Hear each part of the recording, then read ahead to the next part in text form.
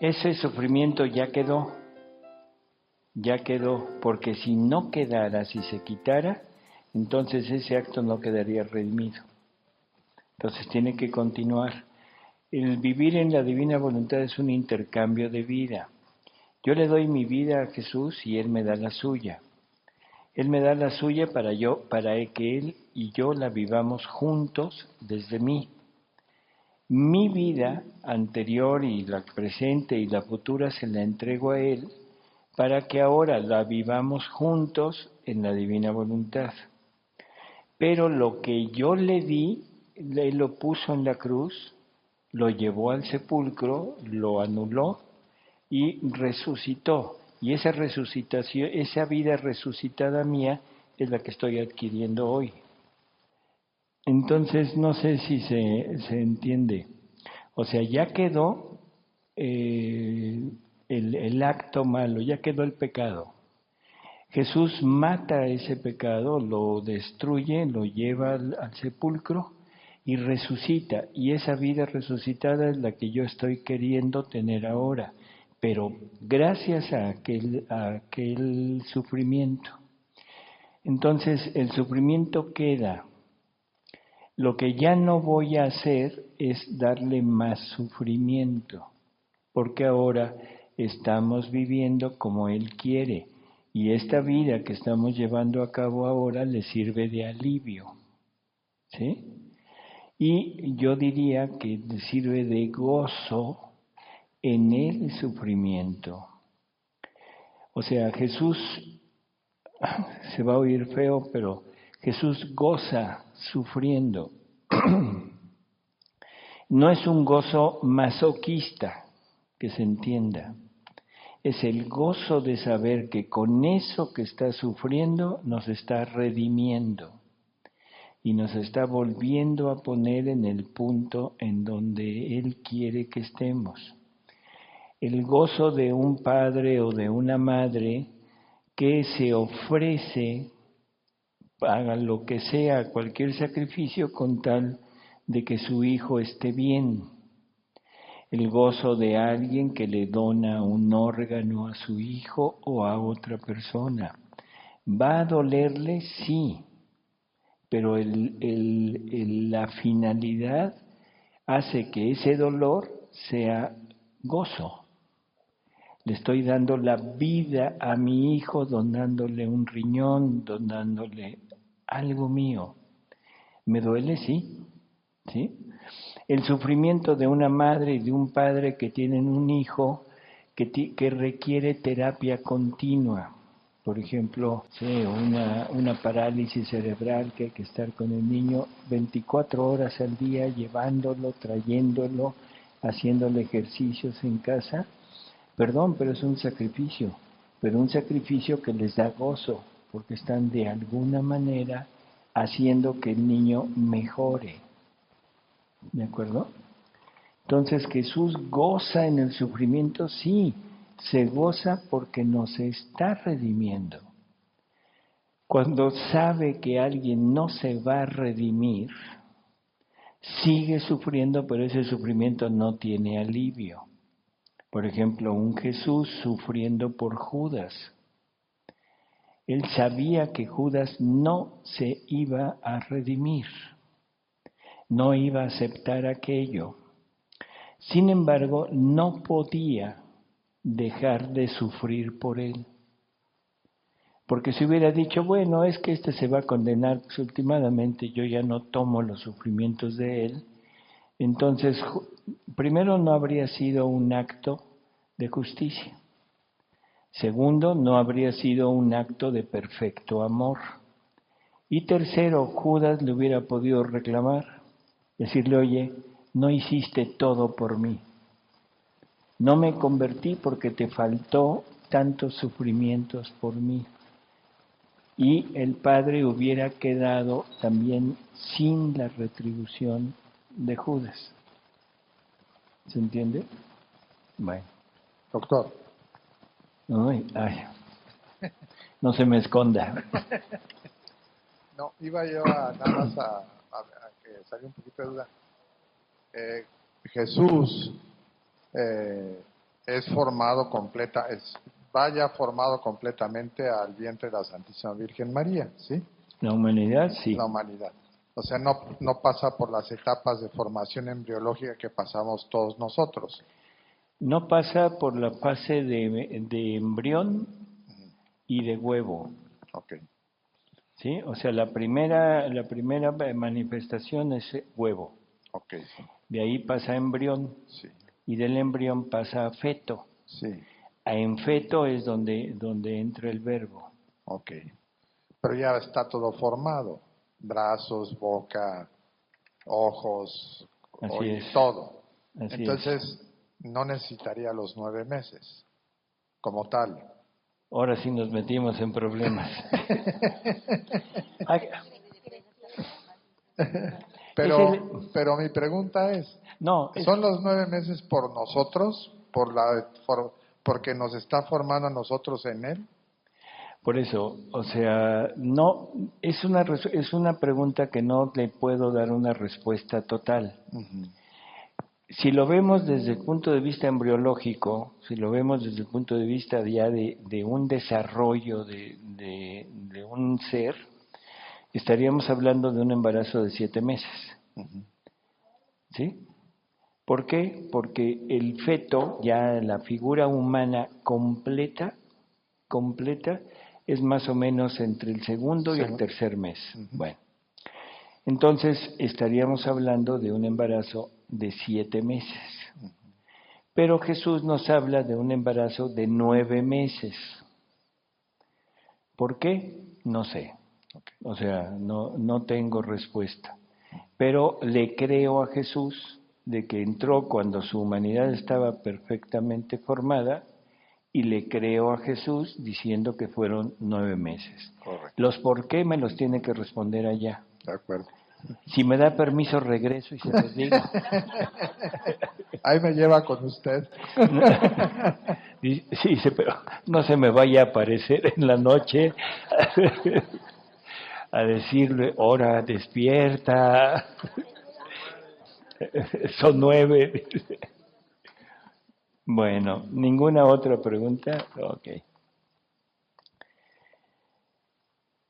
Estábamos hablando de que Dios es un perfecto equilibrio, de que Dios no puede dejarse llevar por la justicia o no puede dejarse llevar por el amor.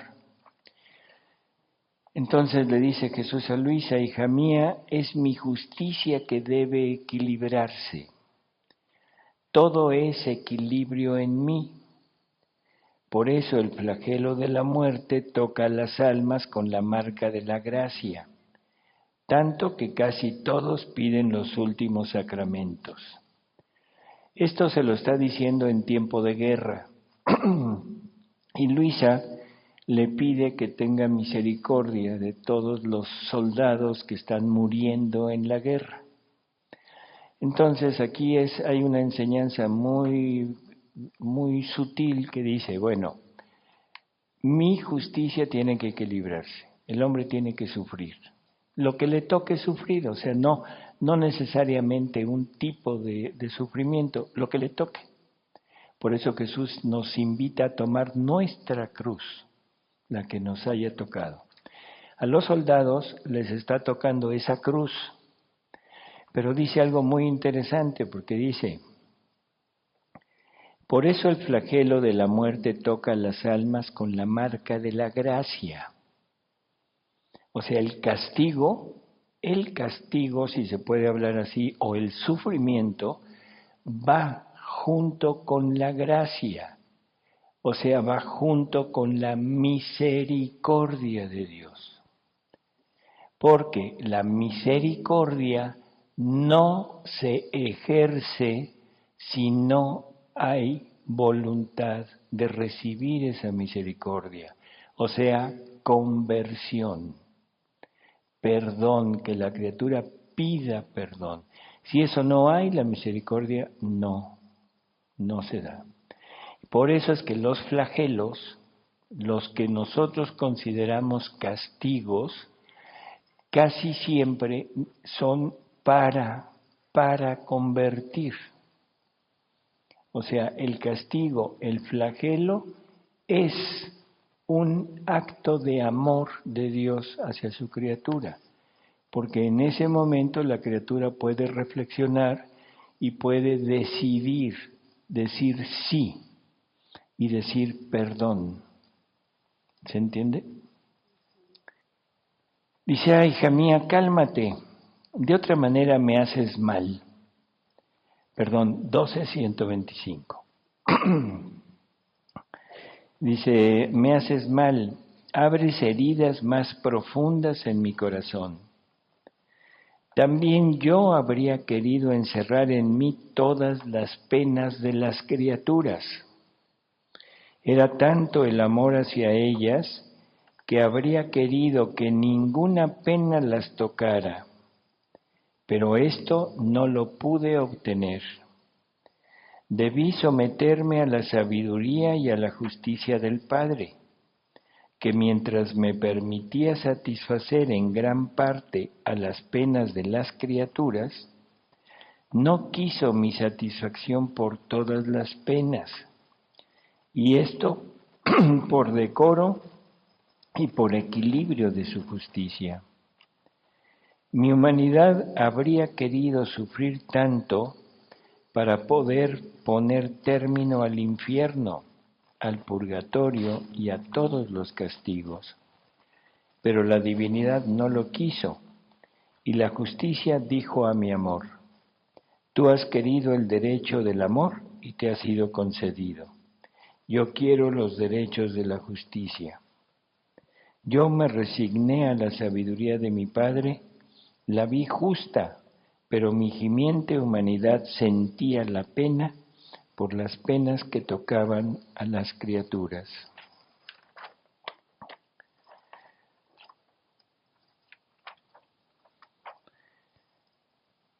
Dice, ay, hija mía, toda la redención y la obra de la santificación, con todo esto, la santidad en el hombre es incompleta.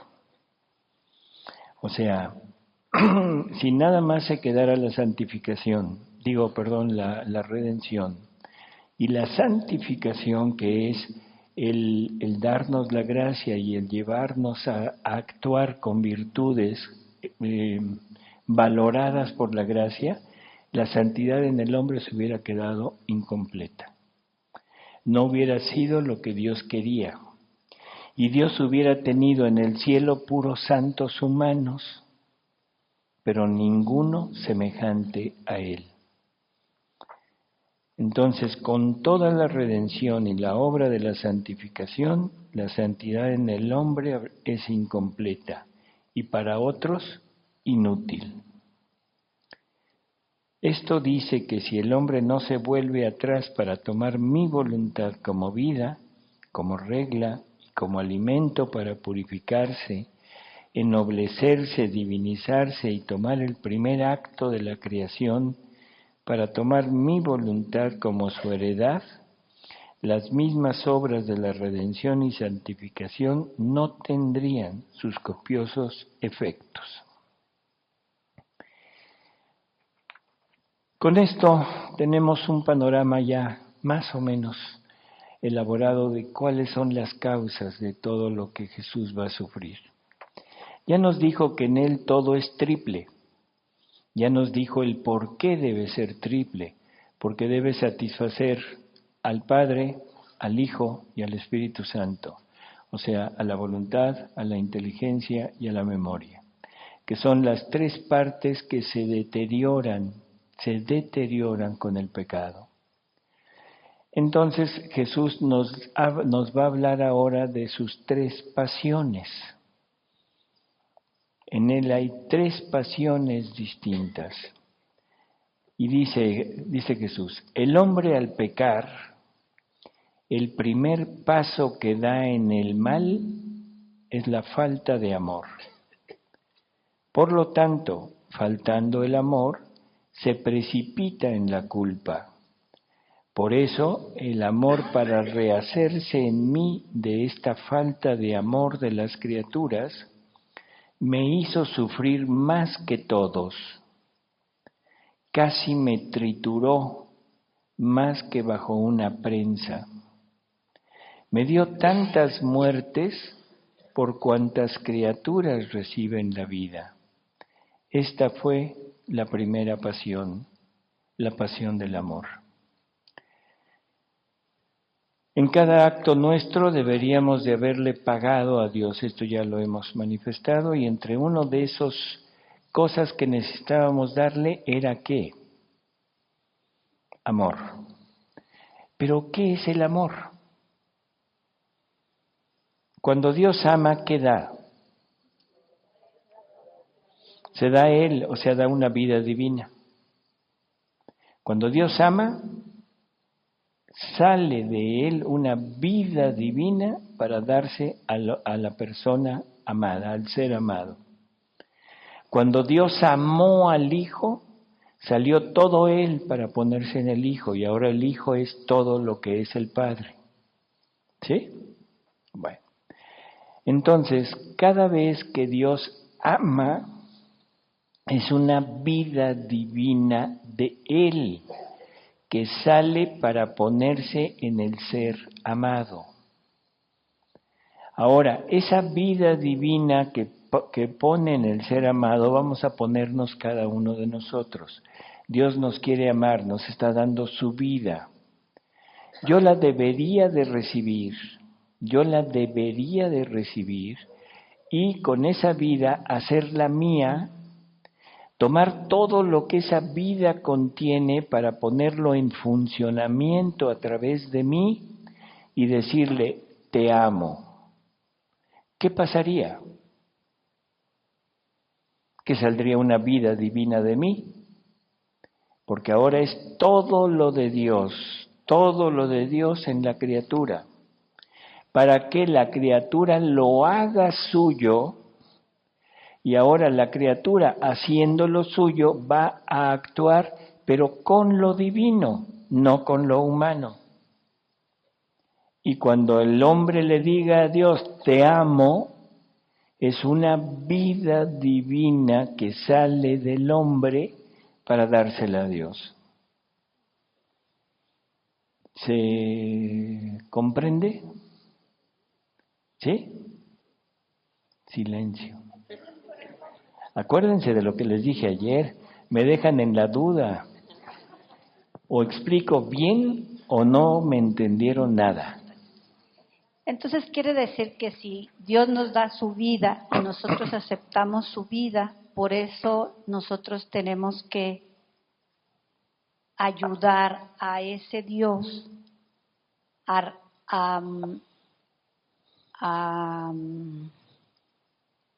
resarcir ese pecado.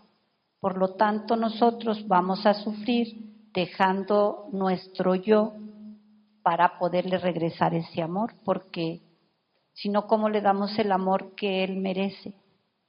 Por eso, ese es el punto de esta pasión del amor. O sea, nosotros deberíamos de haberle dado en cada acto un amor a Él. ¿Qué deberíamos de haberle dado? Una vida divina en cada acto. ¿Sí? Por lo tanto, ahora volvemos a lo que dijimos. Ahora entiendo el Padre Nuestro. Perdona nuestras deudas. Yo le debo a Dios una vida divina por cada acto. Pero es muy fácil decirle, bueno, se la debo. Pero ¿qué hice para deberla? Le di muerte a esa vida que Dios me está dando una vida divina en cada acto mío, Él me la da, y yo le doy muerte a esta vida para darle vida a mi voluntad. O sea, mato en mí la vida divina para dar vida a la vida humana. ¿Se entiende? Entonces, cuando Jesús me dice que le debo amor a Dios, al Padre, lo que me está diciendo es que le debo una vida divina. Y se la debo no nada más en el sentido de que yo tenía que dársela, sino se la debo en el sentido de que Él me dio una y la maté. En mí, pero la maté. Ahora, por eso es que tengo una deuda de una vida que le tengo que dar, pero tengo una pena por haber matado esa vida. ¿Sí se entiende así? Por lo tanto, ahora Jesús, para pagar por nada más por un acto, tiene que hacer lo contrario de lo que nosotros hicimos. Tiene que darle muerte a una vida humana para darle vida nuevamente a una vida divina en cada acto. En cada acto. ¿Cuántos actos hemos hecho en nuestra vida? Imposible imaginarlos. Son para nosotros infinitos. ¿Cuántos actos habrá hecho la humanidad, la familia humana, desde Adán hasta el último hombre que vaya a haber sobre la tierra? Totalmente imposible saberlo. Por lo tanto, para que la justicia divina se equilibre, por eso vimos lo del equilibrio, necesita Jesús pagarle una vida divina por cada acto que nosotros no le dimos. Eso es lo que significa pagarle en amor. Yo no le di un amor en mi acto, no le di una vida divina en mi acto. Jesús tiene que tomar mi acto, tiene que ponérselo Él, tiene que sentir la muerte que yo le estoy dando a la vida divina en mí, siente la muerte que yo le di, tiene que resurgir tiene que vencer eso, tiene que resurgir en vida divina y pagar una vida divina. Ese es el trabajo de Jesús por cada acto de criatura. Y lógico, el haber matado una vida divina en mí merece una pena. Y esa pena también la recibe Jesús. Por eso estamos oyendo hace un momento que desde el momento de su concepción siente las espinas de nuestros pensamientos. No son las espinas materiales, son las espinas de nuestros pensamientos. Siente los flagelos de mis obras, no los flagelos de un verdugo que le dio con un látigo. O sea, estamos poniendo nuestros actos, los estamos poniendo como instrumentos de sufrimiento para Jesús. Y a través de eso es que puede resarcirle al Padre esa vida que nosotros no le dimos, que es una vida divina y que se traduce en decir amor, el amor que no le di al Padre en cada acto. Y entonces empiezo a entender las muertes innumerables que Jesús tiene que sufrir. Pero son muertes que nosotros no le podemos dar.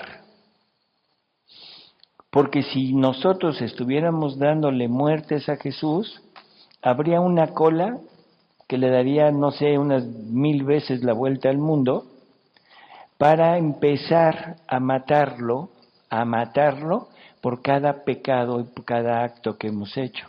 ¿Cuándo acabaríamos? Nunca.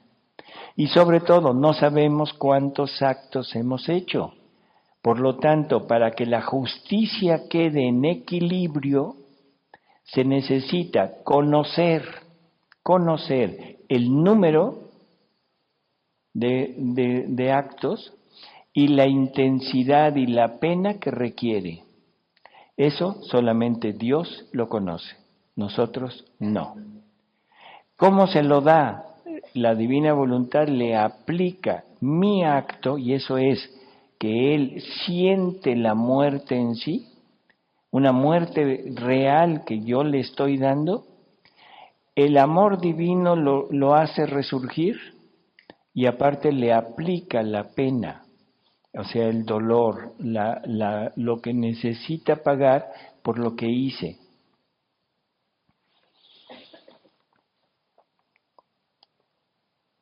Dice,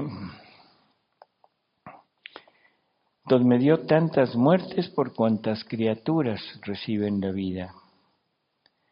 El segundo paso que sucede en la culpa es defraudar la gloria de Dios.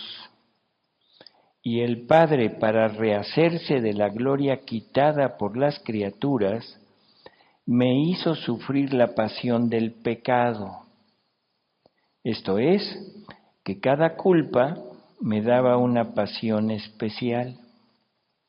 Si la pasión fue una, el pecado en cambio me dio tantas pasiones por cuantas culpas se cometerán hasta el fin del mundo.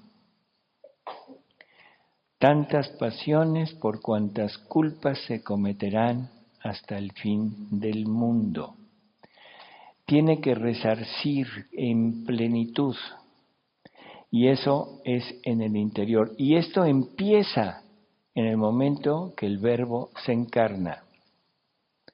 No es al final, es de toda su vida. Esto es lo que hizo el Verbo eterno en la tierra. Porque si esto no lo entiendo, entonces menos voy a entender qué hacía el Verbo eterno en la tierra viviendo 33 años. ¿Qué hacía? O sea, feliz de la vida, correteando en un niño, feliz de la vida mamando en un bebé, feliz de la vida haciendo sillas en un obrero. Perdón, no tenemos ni la menor idea de lo que es el Verbo eterno, de lo que es Dios. Esto es lo que estaba haciendo.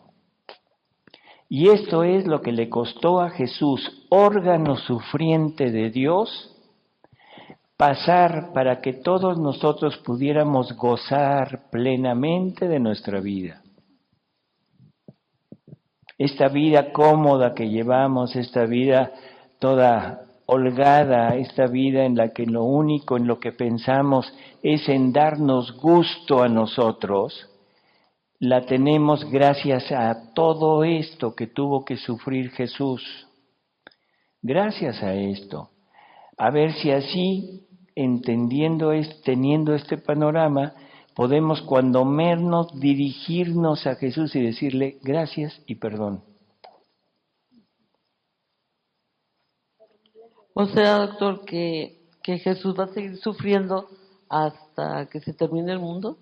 Jesús es el eterno inmolado, eterno, eterno.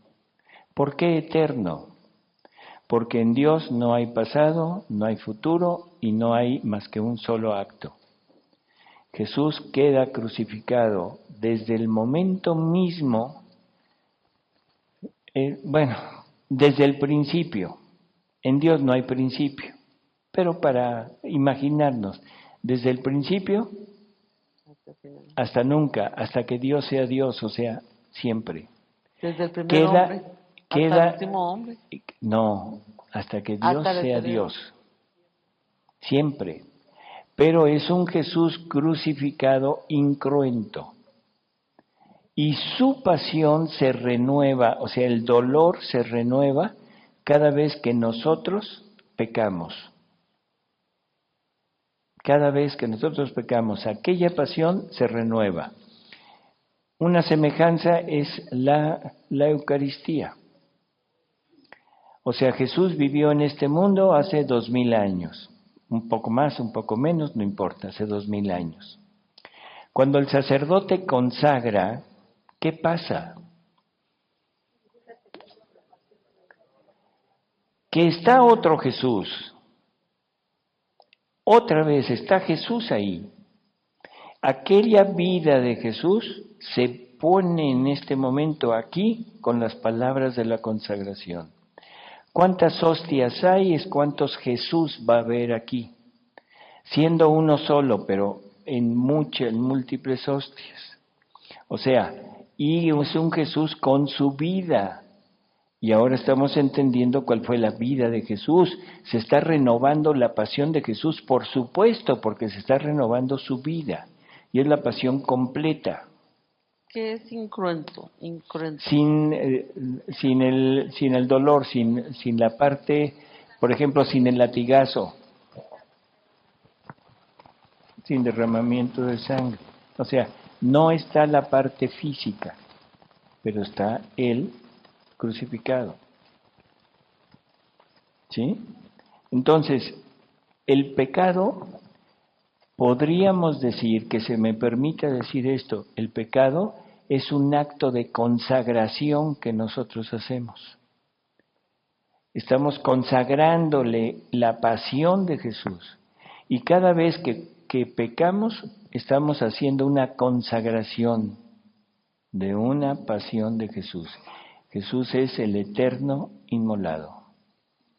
Doctor, cuando Jesús es bajado de la cruz y colocado en el sepulcro, muerto, para después pasar a la resurrección, en ese momento, aún en ese momento, ¿sigue Él sufriendo, muerto? En la parte humana, no, está muerto. En la parte humana, no. Pero en la parte divina, sí. Los actos de Dios no pasan. No sé si se entienda. Nuestros actos no pasan. O sea, el tiempo es una ficción. El tiempo no existe. Si lo entendemos perfectamente, el tiempo no existe. El tiempo es relativo a algo que yo le doy un valor, y ese valor es el movimiento. Mi tiempo depende de la rotación de la Tierra, pero mi tiempo de aquí, si yo me voy a Plutón, es diferente, porque un día aquí significa un minuto en Plutón. Entonces el tiempo va relativo a espacio y movimiento. Entonces el tiempo para Dios no existe. En el momento que está sufriendo, en ese momento, o sea, en el tiempo está vivo. En el momento que está muerto decimos ya no está sufriendo. En la eternidad sí. Aquí no. ¿Sí? Decía yo que el tiempo no existe y el ejemplo lo tenemos en nosotros. Este ejemplo ya se los he dado. Pensamos que todo lo anterior ya no existe. Entonces los pobres psicólogos se morirían de hambre, tienen que curar al niño interior, ¿sí? Y uno dice, ¿cuál niño? Tu niño interior. Lo traemos cargando al niño interior. Traemos cargando todos los traumas y todas las cosas que recibimos en nuestra adolescencia, en nuestra adultez. O sea, no ha pasado, lo tenemos dentro de nosotros. ¿Sí? Así que Jesús sigue sufriendo muerto, ¿sí?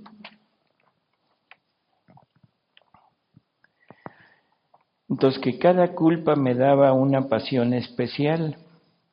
Si la pasión fue una, el pecado, en cambio, me dio tantas pasiones por cuantas culpas se cometerán hasta el fin del mundo. Y así se rehizo la gloria del Padre. Entonces llevamos dos pasiones, la del amor, en donde se rehace toda esa falta de amor, esa deuda que tenemos. La pasión del pecado, el segundo paso que sucede en la culpa es defraudar la gloria del Padre. Con la segunda pasión se rehace la gloria del Padre. El tercer efecto que produce la culpa es la debilidad en el hombre, y por eso quise sufrir la pasión por manos de los judíos. Esta es mi tercera pasión, para rehacer al hombre de la fuerza perdida. Así que con la pasión del amor se rehizo y se puso en justo nivel el amor. Con la pasión del pecado se rehizo y se puso a nivel la gloria del Padre. Con la pasión de los judíos se puso a nivel y se rehizo la fuerza de las criaturas. Hija mía, al crear el alma, la vestí de un manto de luz y de belleza. El pecado quita este manto de luz y de belleza y la cubre con un manto de tinieblas y de fealdad, volviéndola repugnante y nauseante. Y yo, para quitar este manto tan nauseabundo que el pecado pone al alma, permití que los judíos me arrojaran en este torrente, en el torrente Cedrón, donde quedé como recubierto dentro y fuera de mí, porque estas aguas pútridas me entraban hasta en los oídos, en las narices, en la boca, tanto que los judíos tenían asco de tocarme. Si entendemos esto, vamos a entender qué tenemos en nuestro interior. Jesús va tomando lo nuestro y lo va pagando en el exterior con determinados actos. Nosotros le ponemos en el interior de Jesús nuestro interior y para reparar por eso, permite que lo arrojen al torrente Cedrón. Traducción, el gran canal de Israel, de Nazaret, las aguas negras. Y queda totalmente lleno de eso, le penetra esa podredumbre por todas partes. Estamos sumergiendo a Jesús en nosotros. Qué tremenda comparación está haciendo Jesús de lo que somos nosotros. Nos horrorizamos de pensar en Jesús cayendo ahí. Por favor, es Jesús cayendo en nosotros o nosotros cayendo en Jesús. Deberíamos de horrorizarnos de lo que somos. Eso es lo que nos debería de horrorizar. Y Jesús, por este amor que tiene para el Padre y para nosotros, permite un símbolo, porque es un símbolo. Todo lo que Él se ve por fuera es símbolo de lo que está sufriendo por dentro. Y lo que está sufriendo por dentro es nosotros. Nos está sufriendo a nosotros.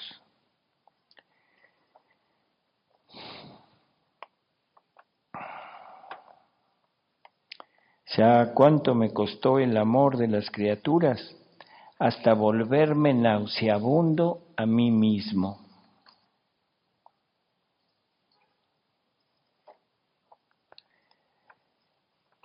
Luisa está 1206. Luisa está pensando en estas pasiones que Jesús le va narrando. Y entonces dice, ¿cuándo Jesús pudo sufrir más? En las penas que la divinidad le había hecho sufrir en todo el curso de su vida, o bien en el último día en las que le dieron los judíos. Creo que es una pregunta muy lógica, porque nosotros nos haríamos la misma pregunta. Cuando yo veo la película de la Pasión, que es una pincelada nada más, me estremezco tremendamente. ¿Por qué? Porque tengo un punto de referencia. Yo tengo una sensibilidad, yo sé lo que es pincharse con una espina. Cuando veo que Jesús es coronado de espinas, percibo exactamente qué está pasando. Yo siento lo que es un golpe. Medio tengo idea de lo que puede ser un latigazo. Percibo lo que puede ser un clavo traspasándome. Pero eso es porque tengo un punto de referencia que es mi cuerpo. Pero las penas interiores de Jesús yo no tengo un punto de referencia. Quizá un poquito el sufrimiento interior que tenemos cuando un hijo anda en malos pasos, cuando tengo una amistad o unos padres o un esposo o esposa incómodo. Conste que dije incómodo para no decir así. Sí, para no decir, ahí tengo una bruja en casa. ¿Sí? O sea, tenemos pequeñas nociones, pero ¿qué será sentir una muerte? Una muerte real en el interior, no tengo idea. ¿Qué será sentir un pinchazo interior? No tengo idea. Sé lo que es un pinchazo, pero no lo puedo percibir en mi interior. Entonces Luisa está preguntando esto y con mucha razón.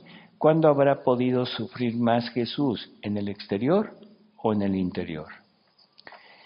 Y entonces dice, hija mía, las penas que me dio la divinidad superan por mucho las penas que me dieron las criaturas, tanto en la potencia como en la intensidad, y en multiplicidad y en duración. Pero no hubo ni injusticia ni odio, sino sumo amor. Acuerdo de las tres divinas personas, empeño que yo había tomado sobre de mí de salvar a las almas a costa de sufrir tantas muertes por cuantas criaturas salían a la luz de la creación, y que el Padre con sumo amor me había otorgado. En la divinidad no existe ni puede existir la injusticia ni el odio. Por tanto, era incapaz de hacerme sufrir estas penas. Esto es interesante porque hemos hablado de que Jesús tiene que tomar sobre de él nuestras culpas, sentirlas, vivirlas. El ejemplo que a veces pongo es de alguien que viola a alguien, de un violador y un violado. ¿Qué motiva al violador a violar? Todos los sentimientos torcidos que pueda haber en el interior de él, Jesús los tiene que tomar, sentirlos, sentir el deseo irrefrenable de ir a satisfacer su libidine a costa de lo que sea. La animalidad de aquella persona la tiene que sentir Jesús en su interior y sentirla como propia, y luego doblegarla con su voluntad, quitar aquello y hacer el acto contrario. Y ahora el violado, ¿qué siente en su interior? O sea, la impotencia, el odio, la sed de venganza, en fin, todos los efectos que puede producir a una persona el ser violada. Y eso lo tiene que sentir Jesús en su interior y tiene que vivirlo para poderlo doblegar, para poderlo vencer y poder poner el acto contrario. Jesús nos está diciendo que todo lo que le dio el Padre, el amor divino que le dio en su interior, fueron los sufrimientos que podía darle Dios. Pero Dios no tiene injusticia, no tiene odio. Dice, no existe ni puede existir ni la injusticia ni el odio. Por tanto, era incapaz de hacerme sufrir estas penas. Pero el hombre, con el pecado, había cometido suma injusticia, odio, etc. Y yo, para glorificar al Padre completamente, debía sufrir la injusticia, el odio, las burlas, etc. He aquí por qué el último de mis días mortales sufrí la pasión por parte de las criaturas. Donde fueron tantas las injusticias, los odios, las burlas, las venganzas, las humillaciones que me hicieron, que a mi pobre humanidad la convirtieron en el oprobio de todos, hasta tal punto que no parecía que fuera hombre. Me desfiguraron tanto que ellos mismos tenían horror de mirarme. Era el desecho de todos. así que podría llamarla dos pasiones distintas. Las criaturas no me podían dar tantas muertes ni tantas penas por cuantas criaturas y pecados habrían ellas de cometer. Eran incapaces, y por eso la divinidad tomó el empeño, pero con sumo amor y de acuerdo entre nosotros. Por otro lado, la divinidad era incapaz de injusticia, etc., y ahí entraron las criaturas. Y con esto completé en todo la obra de la redención. Cuánto me cuestan las almas, y es por esto que las amo tanto. Son conocimientos que vamos teniendo, pero conocimientos que son total y absolutamente nuevos. No teníamos una noción de todo lo que esto significaba, de lo que esto es, y nos estamos apenas asomando a lo que es la pasión de Jesús, a lo que es esta Pascua, y que estamos en tiempo de preparación para esa Pascua. Esos 40 días de camino, de preparación, de mortificación para poder pasar. Y ese paso es de la muerte a la resurrección. Así que vamos poniendo un poco más de atención en todo esto, porque siguen narrándonos Jesús poco a poco sus sufrimientos. Pero vamos a un break, por lo que entiendo.